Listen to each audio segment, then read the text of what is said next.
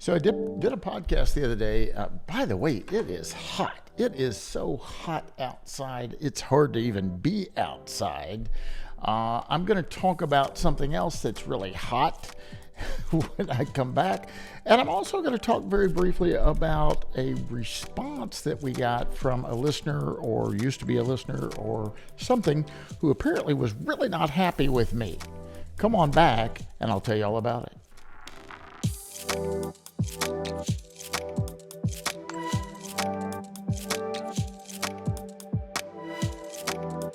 Hi, this is Brian Reynolds. You're listening to the Appraisal Update Podcast, brought to you by the great folks over at Appraiser eLearning. You need some education? Check us out at appraiserelearning.com. So before we get into what's hot, other than the weather, because it is really hot, I'm going to read just a little section here. I got a notification the other day where apparently somebody was not real happy with a comment that I made in one of my prior podcasts, one of my recent podcasts. And Are You That Appraiser was an episode that so upset me, I cannot listen. It seems that you are belittling the person who is unable to update technology primarily due to expense to them. Are starving for years to get a license. There are people who had to do the best they could with the resources they have and cannot afford the fancy bells and whistles that are available. I was disgusted at your seemingly lack of appreciation for that appraiser. So let me just speak to that appraiser that wrote this. I'm not going to say any names. That's not necessary, but I didn't mean to belittle you, and if I offended you, I truly and sincerely apologize. I didn't mean to. There are many appraisers that continue to use a clipboard. Some are very good friends of mine, and once in a blue moon, I'll use something other than an iPad because either Kelsey has it or I forgot it. I will say this. In the years I've been trying to encourage appraisers to embrace technology and utilize technology to make their jobs easier, and quite frankly, for you to make more money, this is the first time I've ever had this response. Never had this response. I've had a lot of responses of, well, I can't see it in the sunlight. What if I drop it and break it? I can't understand how to use it. So I'm going to offer you a solution if you can't afford it. I'll provide you with one if you promise to try it out and use it. You see, most appraisers resist change, and they're using the old technology because they don't want to understand the hurdles, overcome the hurdles of utilizing that new technology. It's a change, and we as human beings resist change. And that's the reason that most folks don't do it. And I'm sensitive to, hey, it's been slow. It's been slow for me too. I've had to put my own money in my appraisal company, and I can't keep doing that very, very long. I'll be out of business.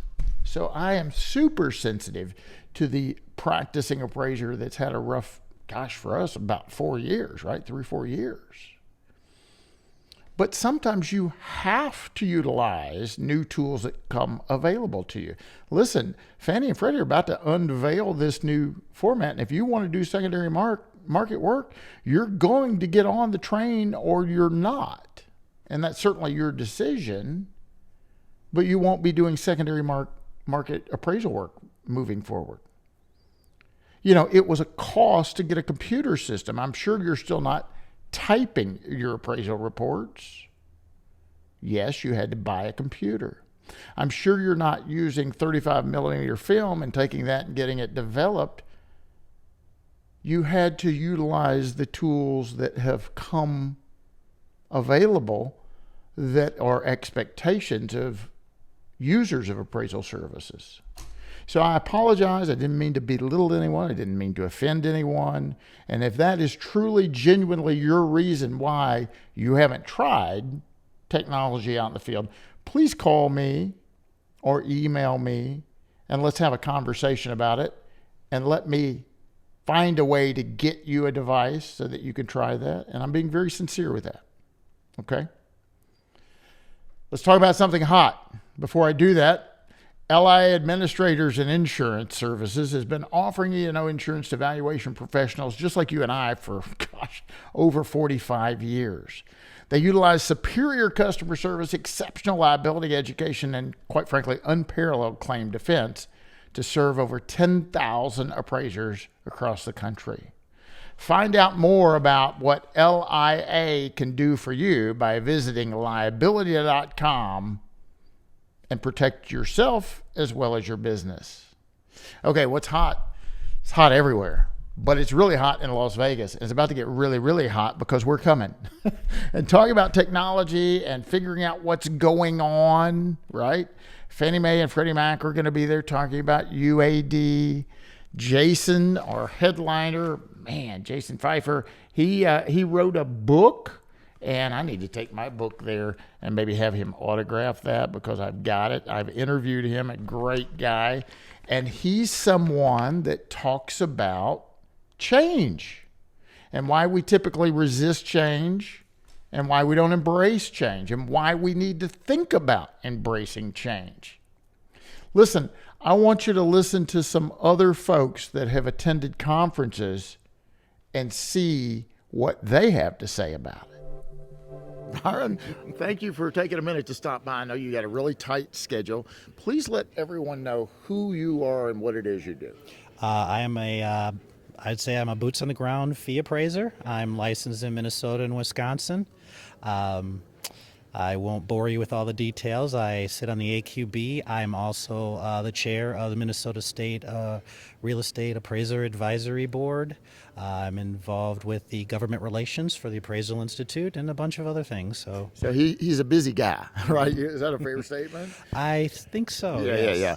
So he was gracious enough to come out and be on a panel here at the Appraisal Summit. Talk about that panel a little bit and let my viewers know how you would think, at least from your perspective, how that went. I think it went really well. I mean, most of us on the panel, we've worked together. Let them know the panel. What was the panel? The panel was basically talking about one of the challenges in our industry right now about bias and some of the concerns that a lot of boots on the ground appraisers have with this particular issue. It was a very good panel, and it got a good cross section of folks from different spectrums of our profession, as well as there was a clergy person there who gave great feedback and a different perspective that we all we hadn't been considered before. Right. And you and I had a brief conversation that wasn't scripted or anything.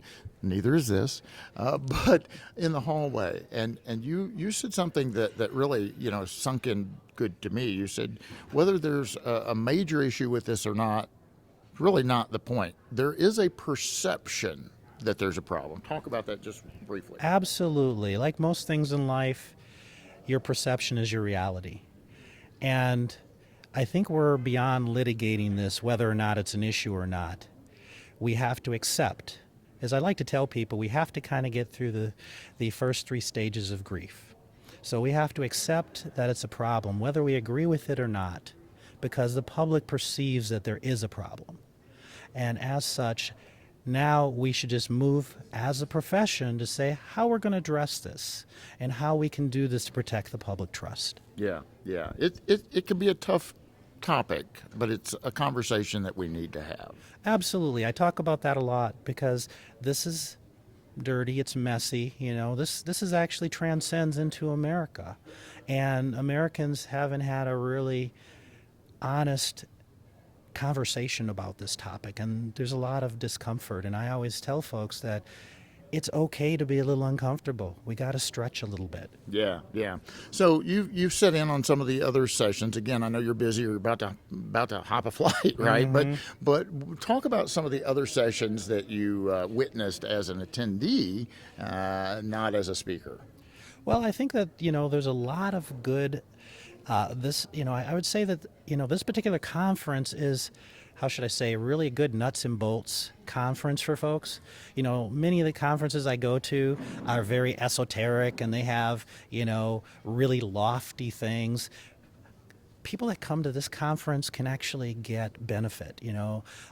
Case in point, I think it was like Barry and Jason's, their session was really good about dealing with non-lender work. Like right now, Lyle is in there talking about, what's going on with Fannie and Freddie and valuation acceptance and how that relates to the future. I mean, these are all really good, relevant topics. You don't see this at other conferences. Yeah. And you're at a lot of events and conferences, the RAC conference, which is a great organization. They just had their conference, and some other conferences. Why should somebody come to the Appraisal Summit? I think that they should come because they want to stay educated. If you want to stay educated in relevant topics, and also, there's vendors come here. This is kind of similar. This is a shameless plug for RAC, the Relocation Appraisers and Consultants. One of the that is a great avenue for a book of business. We tend to have folks that are clients coming, and you have clients coming here. And networking, that is key. Because most residential appraisers, we kind of live in our own cave, right? That's exactly right. Yeah. And this is a great opportunity to get out, see other people. I was talking to Tatya yesterday, and she was talking about how she has, she's relatively new in the business, but she said she's been to 3 conferences in the last year, and this is essential. And she says that she's evangelizing to other appraisers that you got to get out and network. This is how you stay relevant. This is how you get business. And this conference checks all those boxes. Very good. Byron Miller, thank you so much for stopping by. Hey, one last thing. Let me see you look into the camera and just shout out real loud. Appraisal Summit. Appraisal Summit. I'm here with Bryant Vayhinger. And tell the viewers, who is Bryan? Just an appraiser. No, I'm in out of Colorado Springs, president of the Colorado Association of Real Estate Appraisers, so representing our coalition, as well as learning a few things. Yeah, so you guys have been to, how many folks do you have here? 4, 5. 4 or 5, I don't know. Somewhere like that. Some of them don't come back after they go out. Yeah, I don't know. we don't want to talk about that. What day it is. It might be 4 or 5. We're not sure, right? So let's talk about the Appraisal Summit for a minute. You guys have attended several of the sessions. You've been here before. Why do you like coming to the Appraisal Summit? Networking. We learn stuff in the classes, absolutely, but mostly it's about meeting the people, getting to know who's here and what they're doing and how they're running different things throughout different parts of the country and getting more perspective. Yeah. Is there opportunity for not only learning, but maybe collaborating or maybe meeting a new client? Yeah, 100%. There's always opportunities for more beyond that education. Yeah. So what's been one of your bigger takeaways from some of the sessions that you were in? It's a changing market. It's a changing industry, and people got to be ready to just buckle down and be ready to adapt. Yeah, and that's hard for people, don't you? It's really hard. Yeah. It's really hard. Yeah.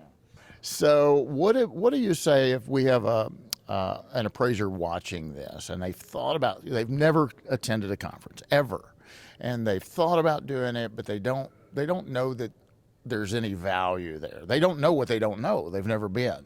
Yeah. What would you say to that appraiser right now? I'd say I was there. I didn't think there was going to be value, and I was that person. Started coming, and it's turned into a lot of other opportunities that I didn't think would have been available. Just come. Very good. Bryant, thank you so much. Look in the camera and say Appraisal Summit. Appraisal Summit. I'm standing here with my good friend Craig Capella. Hey, Craig, say hi. Hey, good afternoon, everyone. How are you? So, you were on a panel. How'd that go? I was. I think the panel went very well, actually. I think I've gotten some good feedback, good comments on it. So I think the material was well received. Yeah, very good. What other sessions have you got a peek at and witnessed, and what are your thoughts? So I'm always interested to hear what the GSEs have to say. So anything that Fannie and Freddie have going on, I always want to hear it directly from them. what they're thinking, where they think they're headed next, that sort of idea. So really good information there, really good content. I also had the chance to get out here a day early and actually take Peter Christensen's course. And it was outstanding. So it was a 3-hour CE course, which I don't need the CE for anything, obviously. I'm an attorney. I don't handle the appraisal CE end of it. But it was a fantastic course to take as well. And I really would urge people, if you get the opportunity to take that course, do it. It is very much worth your time. What course was it? So this was the Eliminating Bias and Cultural Competency course. It was a 3-hour session intended to cover that material, and I think it was originally set up to cover what the license law requirement in California is now, but it's really built to cover the requirements that everybody's going to have to take that course at some point by, I think it's 26. Yeah. Everybody's going to end up having to take it anyway. So if you get the opportunity, get in, get it done. You're just going to end up being a better appraiser because of it anyway. Yeah, so newsflash, you're going to be required to take a course starting in I assume January 2026 or at some point. And to that note, talk about that on the investigations you've worked, defending appraisers. If it's a discrimination case, isn't that good to have had that course or a similar course? Have appraisers been asked if they have had a course along those lines? Yes. So frequently with the investigation, we will typically receive a question from, say, HUD, for example, and they will ask, has the appraiser had any special training or certification relating to fair housing laws, bias and discrimination, and if they've had any education in the educational background in that. So that's another thing. If you do find yourself under the microscope at that point, you'll be able to also say, why, yes, I have. I've taken this training in an attempt to head this off and to eliminate biases. Yeah, so it's kind of a proactive stance to let's go ahead and get that knocked out, and it may help you on down the line should somebody start looking at you. It certainly will, yes. Yeah. What's your favorite thing about the summit? You know what? I'm always appreciative of being able to get back out here and see the people that I probably haven't seen in a while. One of the things that makes these conferences so worthwhile for me is that I get out, I get to interact with people. And, every year I meet new people, I get to make new relationships, but it's also just keeping the existing ones going. Like, I love getting a chance to come out here and to see you and to see Hal and to see all the other board folks from the NAA and come back out and do this. So for me, it's always about getting back together with the people. And this is how we all kind of carry each other forward. Right. So if there's somebody watching right now and they've never been to a conference, they don't know what they don't know because they haven't been to one. It is a little bit of an investment. You got some travel, you got some accommodations you have to deal with, and a registration fee. Gosh, times are a little tough. Should I make that investment? Am I going to get a return on my investment? That's the question. What would you say to them? I would say absolutely. I don't know that we could even quantify how many relationships have been fostered here, whether it's supervisors and trainees, in between geographic areas, meeting new people from a different part of the country, business relationships, new clients. Yeah. Craig Capella, thanks for stopping by. Look right there and say Appraisal Summit. Appraisal Summit, thank you all very much. Tell everybody who you are and where you're from. My name is Shante Davis, and I'm from Philadelphia, Pennsylvania. Philly. Mm-hmm. So why are you at the Appraisal Summit? So I'm an ADI scholarship winner, and I was offered an opportunity to come to the Appraisal Summit, and it's been amazing. Really? It's been amazing. Okay, so tell my viewers what has made it such an amazing event. So I came in thinking, let me look for everybody that's from Pennsylvania that can help me along my journey. And when I came, I didn't know everyone was from all over, and everybody's willing to help you. It's been an amazing experience. Everyone's so helpful. It's like my new tribe and my new family. That's what I love to hear that. Ken Williams said that when we went down. He said, Brian, it's like a big family, right? So that just warms my heart to hear that. So talk about, we had a trainee event. Were you in the trainee event? How yes. was that? The trainee event was amazing. Again, I'm brand new to this experience, and the trainee event just opened my eyes to all the endless possibilities of being an appraiser. Yeah, and so you've been in the general sessions. What have you thought about the various panels and topics that's taking place in the general sessions? The general sessions were amazing. The bias session was amazing. The non-lending session was amazing. It just opened my eyes to all the endless opportunities and possibilities that you can have in the appraisal industry. Yeah. So where are you on your personal journey? You've gotten your education. Yes, so I completed all my education. So now I just signed with a supervisor September 1st, which I'm super excited about. Yes. Congratulations, congratulations. So somebody is watching right now and they're on the fence whether or not to attend some type of conference like this. What would you say to them? I was that person that was on the fence, and I was nervous and scared, and it was the best decision I ever made along this journey and this process. Yeah. Shante, thank you so much for stopping by and seeing me. Look in that camera and let me hear you say Appraisal Summit. Appraisal Summit. Thank you so much. You're welcome. Pam Teel and Heather Sullivan. Hi, ladies. How are you? Hey, Bryan. Doing well. So you guys were presenters on a panel. Tell the viewers what you talked about. We talked about writing the report for your intended user, writing an appraisal report specifically for your intended user. Okay, and just for the viewers, real quickly, what is an intended user? That is the person that will be using your report to evaluate the property. So the client by default is an intended user, but there could be additional intended users as well. So what does that mean specifically, Pam, when you say writing for your intended user? I mean, can I just communicate the same way in every report to every client? No, not really, because if you think of it, Bryan, when we're writing for, let's say, a mortgage finance transaction that's going to be sold in the secondary market, you've got several sets of eyes that are going to be on that. And so you need to write to a level that can be understood by anyone, by the reader of the report, not necessarily just the user of the report, unfortunately. But let's say you're doing it for a homeowner, they just want to put their home on the market, and they don't understand. You say functional obsolescence, and I think I heard you say this. That sounds like a disease. And they don't want to hear that. Right. So without giving your whole presentation right now, I mean, you should have come to the summit for that. Heather, give the viewers a couple of little snippets of what they missed. Well, we did a deep dive into a couple case studies to show that it's more than just value, that our clients need a lot of information to assess their risk. And that risk component has to do with marketability and all the different things that impact not just value, but somebody's intent to buy a property. It changes how they perceive it, and so we need to be specific and address those different nuances between properties in every single appraisal report. And I'm just curious, let's say that you have a client and an additional intended user. You know, that guy is divorcing that girl, and he's your client, and you make his wife an additional intended user. If she calls you up, you can talk to her? Thank you, Pap says, Bryan. What about a borrower? I get the appraisal and I'm mad and I don't like my value, and can I call you and talk to you about the value? We can talk about certain aspects of what I do, but you're not my client, so I can't speak to you specifically about the value. Yeah, I guess the question I'm driving at here is, does an additional intended user share the same experience as the client appraiser relationship? No. Correct. Oh, dang it.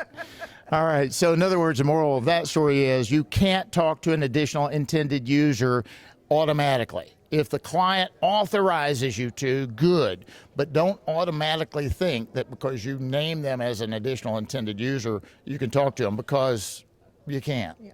All right, so talk about the Appraisal Summit. My gosh, it's been phenomenal, absolutely phenomenal. We have had so many good sessions.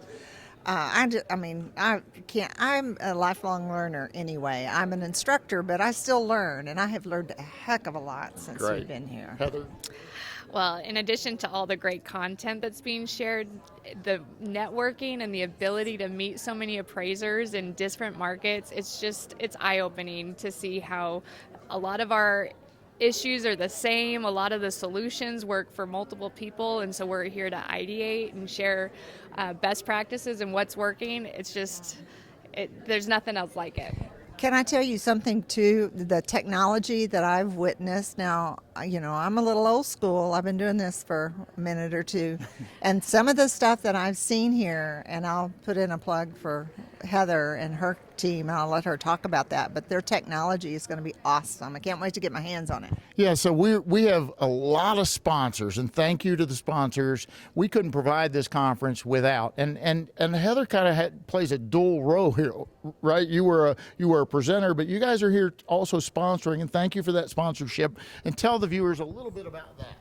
Yeah, I work for a loft. I head up their learning and development, and we're here sponsoring so that we get an opportunity to connect with appraisers and show them the really great technology that we build. We just launched Appraiser Toolkit, and it is an adjustment tool that really helps visualize the data and helps appraisers make really complex decisions fast. And so it's just been so much fun to be able to show that off this week and get instant feedback from appraisers. It's awesome. That's great. That's great. You can't see that unless you were here. I mean, maybe she can give you a demo or something, but you should have been here. So, ladies, Pam, Heather, thanks for stopping by. Look in that camera and say, Appraisal Summit! Appraisal Summit! So there you have it. There's what some appraisers have been saying about some of the conferences we've been having. Listen, we encourage you to come on out to Las Vegas. The Appraiser eLearning team will be there August the 19th through the 21st. It's going to be a good time, very informative. You can meet folks from Fannie and Freddie and FHA and really a lot of users. We've got lots of lenders. We have a lender session that goes on, so you can actually meet folks that will hire you and provide you opportunities to do work for. Plus, we have a lot of fun. Look, there's a little cornhole going on there. We have a little golf thing. Check us out in Las Vegas, August 19th through 21st. Come up and say hi to me. Say hi to Hal, Jim, Ben, and all the crew. We hope to see you in Las Vegas. Until next time, you've been listening to the Appraisal Update Podcast. I'm your host, Brian Reynolds. Please stay safe, make some money, and take a little mini vacation. Until next time, happy appraising. The Appraisal Update Podcast is brought to you by Appraiser eLearning.